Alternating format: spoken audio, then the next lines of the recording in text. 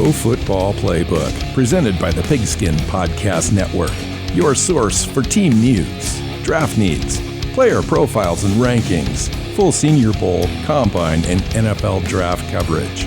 News, analysis, discussion. It's in the playbook. Now, here is your host, sports journalist Bill Alvstad, and featured analyst Keith Myers.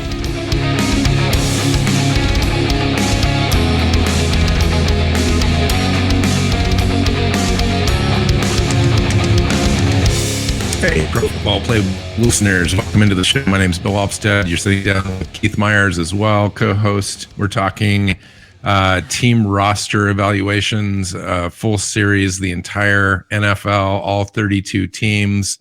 And we are on our second show. That means Baltimore and Buffalo is up. Welcome in, Keith. Yeah, we're on to the Bees, and that doesn't mean the Steelers and the ugliest uniforms in the NFL when they put those striped ones on once a year. No, we're on to it's Baltimore and Buffalo this time. Nice. All right. Why don't we just dive in? So why don't you give me your overall impressions on Baltimore's offseason? So it's been it hasn't been, a huge offseason of change for Baltimore, but it kind of didn't need to be. They needed to get healthy. They did need some additional help at wide receiver and running back, and it's questionable on whether they got as much of that as they needed. But really, this is a team that needed to get healthy. The talent is there for them to be good on both sides of the ball, but they were just missing so many people last year. I thought, there's about 5 key pieces I think the team added this offseason that I think is going to make a difference for them, A. And B, you mentioned the health. They added safety Marcus Williams. I thought it was a great signing. And then defensive tackle Michael Pierce, I think, is underrated as far as just a run stuffer guy. And then in the draft, I thought they got great value with Kyle Hamilton sitting there later. Oh, yeah. Which I expected him to go, top 5 early on in the process when we were evaluating the draft. And, it's just a position group that's undervalued a little bit in the NFL. And so he kind of dropped out of there, although he's got probably as good of an argument as any as being the number one prospect in the draft, the number one athlete, the guy that can kind of affect games more than anybody. I mean, you can just pretty much line him up all over the defense, and he's very skilled. And then Tyler Linderbaum, arguably the consensus best center in the draft, and then David Ojabo, who got the Achilles injury in his pro day, which completely dropped him out of the top 10, top 20 conversation. And so he was a great value there in the second round. So I thought overall, Baltimore, again, does a great job drafting, evaluating talent, and so forth. I thought they did a good job. They also got Travis Jones, which I thought was a great pickup at defensive tackle. Daniel Falale, which you and I both kind of went round and round about this guy as being a prospect in the NFL. And we're just not sure because he's so big as far as being able to move and keep up with more athletic defensive tackles and ends and so forth. But we'll see. They'll move him inside. I think they've got him listed at offensive tackle, but behind Morgan Moses there. But I'm just not sure if he doesn't slide inside eventually. Yeah, I agree with you on that. They did draft well. They always draft well. It's Baltimore, right? That's one of the best front offices in the NFL in terms of talent evaluation. And I agree with you on the Kyle Hamilton pick up. That's huge. That's they thought they were getting themselves a all pro level safety when they signed Earl Thomas a couple of years. Sorry, the name just suddenly skipped my brain. And that lasted all of one season. And they've been kind of searching for safety help since then. And then they completely, revamped that position this offseason with Williams and Hamilton. It's also not a position that has a huge impact compared to others. So yes, it was needed, but they need wide receiver, running back help. Yeah. Well, you could argue Linderbaum, Kyle Hamilton can line up almost anywhere. I mean, he's probably going to play 4 or 5 different positions for them on the defense. I think it's a great thing, but you're right. They needed help at wide receiver. They really didn't look to the draft to do that, nor in free agency. They're still sitting on Bateman and Duvernay, which I think is a great prospect. But after that, it's pretty light. The one thing that I saw in the draft that was a little curious to me, and I wanted to get your take on it, was the tight end situation. They drafted Charlie Kolar and went back and grabbed Isaiah Likely at 139 overall. 2 guys in the draft. Charlie Kolar's more of a inline guy that's not going to give you too much receiving, but Isaiah Likely had the highest upside, I think, as a receiving tight end prospect in the draft as far as that goes. And then Mark Andrews is sitting there that they've had for quite a while. So I just thought the reinvestment at tight end for them was interesting because I think they did so well. I think they led the NFL, I think in 2019 overall in tight end receptions and usage. And it looks like maybe they're trying to get back to that. Well, I mean, that is something that, Lamar Jackson does well. He uses the center of the field. He gets the ball to his tight ends. And they wanted to make sure they had weapons there. Isaiah Likely is a wide receiver more than a tight end. I mean, the guy doesn't block at all. Right. And he's like a $139 or something like that. Yeah, he's tiny, but he's huge for a wide receiver, and he doesn't run quite like a wide receiver. He's kind of that tweener guy, but I think they'll be able to make use of him because he's a talented pass catcher, and you stick a lot of linebackers on him, they're going to struggle with him, and stick defensive backs on him, and he's going to be able to outmuscle him. So he's a weapon. I just don't know what they're going to get out of him this first year. Yeah, I agree. So you're just not happy with their wide receiver situation, basically, is what I'm hearing you say. I mean, I like Duvernay and Bateman as twos. They just don't have a dominant guy, and they could use that. And then after those two, I'm not just really a whole excited. bunch of stuff. Jalen Moore's got a little bit of upside. James Prush, the second, is their third option, and it's not exciting. It's not an exciting. It's not a group that you would think would be the highest investment opportunity option for Jackson there at quarterback. They're seemingly kind of a fringe top 10 team in the NFL. At least they were before last season and during the season when they were healthy, and then they dropped off. I think that they're right back there again when healthy, and they've added some key pieces. Why wouldn't you go all in on doing everything you could to help that position group for Lamar Jackson to take advantage? The only thing I can think of is that they know they're a run first team with Jackson and, their scheme. And so they want to do that first and not invest in wide receiver, because why invest a lot of stuff in wide receiver if you're not going to use them as much? True, but then they're sitting on Dobbins and Edwards, both injury prone, and then Mike Davis is sitting there, who's not dynamic, but he can carry the rock for you. Interesting. All right, so if you were to give it a grade, like their offseason, did they move up? Did they move down? Did they just kind of hover in the middle? I mean, this was a team that was going to move up just by getting healthy. Because they were one of the most injured teams in the league last year, and especially in terms of like snaps missed. It's not like they had a bunch of guys on IR, but they wouldn't have played much anyways. Like they were missing starters. Lamar Jackson even missed a bunch of games down the stretch. So getting healthy to me makes it look like they're going to be better. And they did add to the back end of that defense. I like what they did there. I think their defense is going to be able to carry them like it used to. Overall, I'd say it's a slight improvement. All right, so let's talk about Buffalo. Arguably the most talented roster in the NFL, save maybe the Rams. And you can make an argument for Kansas City, even though they lost Hill. Talk to me about Buffalo, where you think they kind of fell off last year, and do you expect them to be back in the hunt for the AFC Championship? Oh, I absolutely expect them to be back in the hunt. In fact, they are currently right now the favorite as the Super Bowl winner. If you go to, any of the Vegas sites and look at those prop bets, you're going to get the worst odds on Buffalo. Vegas loves them, and I can see exactly why. It's weird because everyone's like, oh, well, where did they fall short? They fell short because they just ran out of gas at the end of the game with their defensive backs. It didn't matter which of those two teams got the ball first in overtime. That team was going to win because neither defense had anything left. And it just didn't work out for the Bills.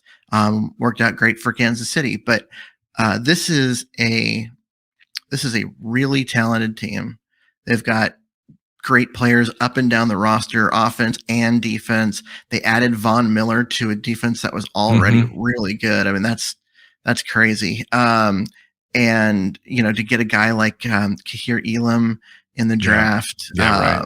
I mean, that's and they also added Shaq Lawson, so they're going to be able to get after the quarterback a little better. They're deeper.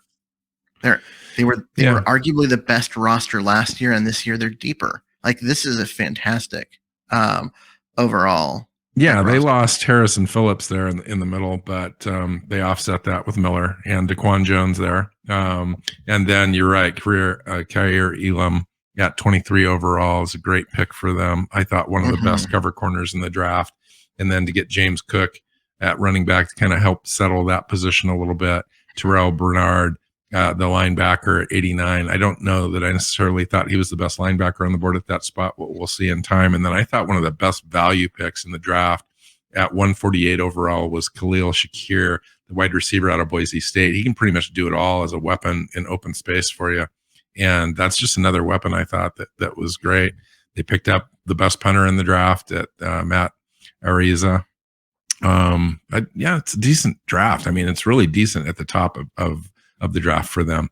I expect them to be there. I mean, it's hard to gauge exactly what Cincinnati is going to do, and we'll get to Cincinnati here in just a few, not today, but in a show or two. And it's hard to know what Cincinnati is going to do. Like, are they going to get better? You expect them to get better. So where does that move Buffalo in this equation? Because in order to get to the AFC Championship game and get to the Super Bowl, it seems like you might have to go through Cincinnati. Yeah, I mean, you've got a group of elite teams in the AFC. The AFC is going to be much stronger than the NFC this year, but Buffalo and Cincinnati and Kansas City, and then pretty much the rest of the AFC West, other than Kansas City, like there's a bunch of really good teams. And there's two teams in the NFC, really. I mean, there's two or three, and then in the AFC, it's like 6 or 7 guys. I mean, you could literally kind of toss up 6 teams and say you could make a case for each of those teams to get all the way. And Buffalo's definitely one of them. It's hard. I'm a West Coast guy. I'm sitting out on the West Coast. I'm not following the ins and outs in Buffalo all the time. And I just don't have a really good feel as to where they're at as far as where their mindset is. Were they pissed off last year that they didn't get the job done? They had the roster to do it. They were in position to get it done, and it came down to a few seconds, and they lost their opportunity. Yeah. I mean, one thing they also have going for them is, they play in a division with the Dolphins and the Jets. The Dolphins should be improved, but I don't believe in them as a playoff team. The Patriots they ate up on really bad teams because they had a really easy strength of schedule last year, but got beat by teams that were above 500. But even though they worked themselves into the playoffs, I'm not sure you could count them as a true playoff team as far as like overall talent. It just gives Buffalo an easier path than, say, Baltimore, because the Bengals are sitting there in their division. The Cleveland Browns and their new quarterback are sitting there in their division. Pittsburgh Steelers defense is always tough.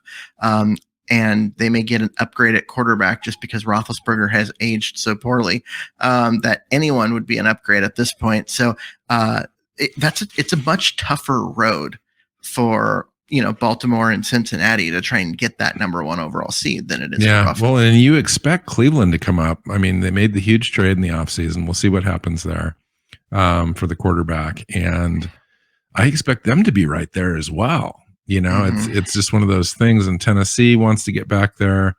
Denver, of course, now expects to be there with Russell Wilson. Kansas City, of course. Las Vegas wants to make the playoffs. They made the playoffs last year. Los Angeles fully expects to be back in the race this year and get past Vegas to be one of the 3 teams out of the AFC West to make the playoffs, which I fully expect. It's really easy to predict the bottom dwellers again. I mean, New York Jets, Jacksonville, and then everyone else is fairly competitive. I mean, Pittsburgh's probably going to be down as well, but everybody in Houston, but everyone else I think has got a shot. Let's see what Tua does with Miami as well. So how do you want to finish out this show? We went through this pretty quick. Well, you put me on the spot and last week, and I'm going to kind of do the same to you here. Where do you see those 2 teams finishing in terms of number of wins? Yeah. So Baltimore last year was 8-9. And I think they were only there because of the health situation. Lamar Jackson went down. They had really adequate play from Tyler Huntley. In fact, he was kind of a coveted quarterback out there in the trade market for a little bit of time.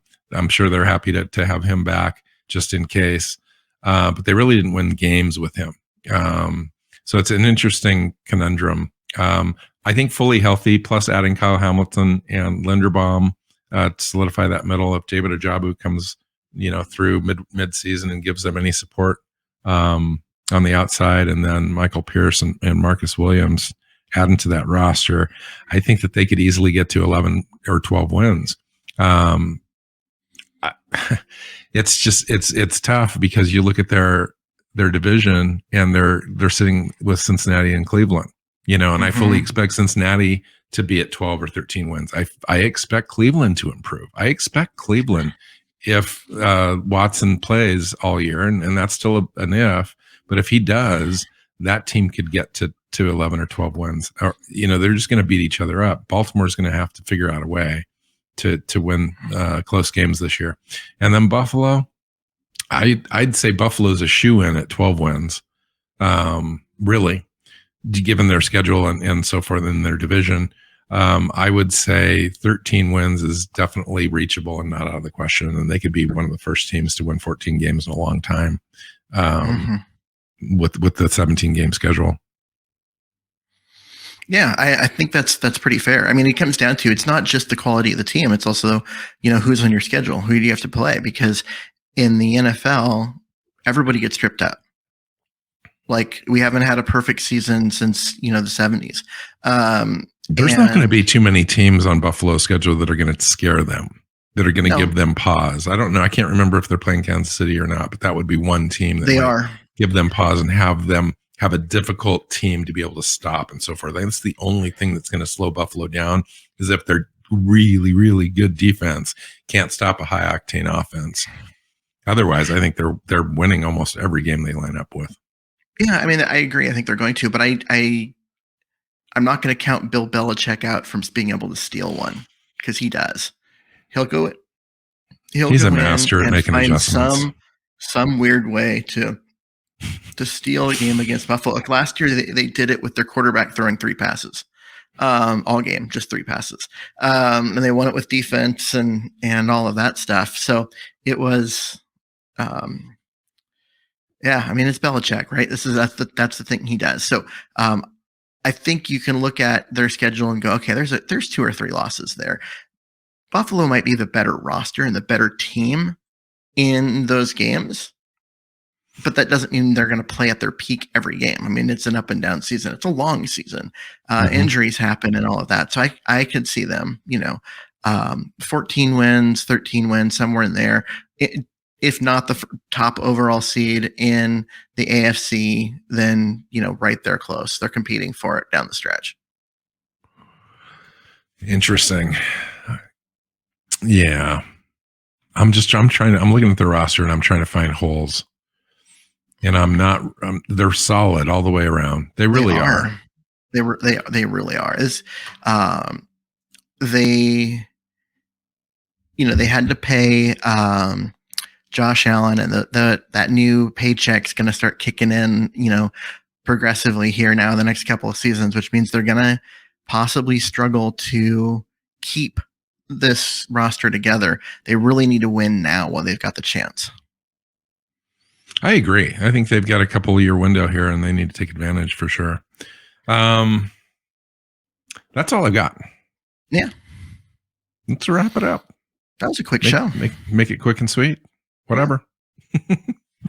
So follow Keith on Twitter at Myers NFL. I'm at Alvstad NFL. You can follow the show at PF_playbook, or you can find us online on your favorite podcast platform or YouTube. Make sure you hit the subscribe and please share. That would be awesome.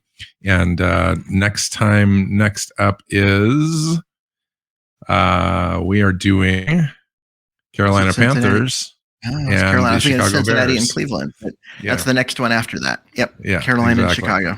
All right. So until next time, take care, guys.